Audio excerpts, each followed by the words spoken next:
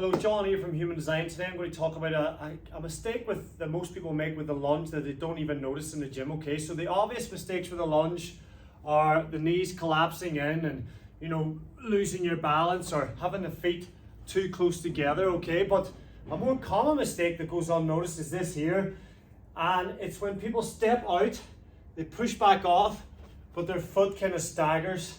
So they push off and they don't have the strength to get back up. So what that tells me is A, you're using too much weight, and B, you're stepping out too far for your current ability. So just to fix it, just take a short stride and push off with the front leg. Remember, we want to use our exercise to use the muscles that are supposed to be used, okay? So the quads and the bum muscles, the glutes.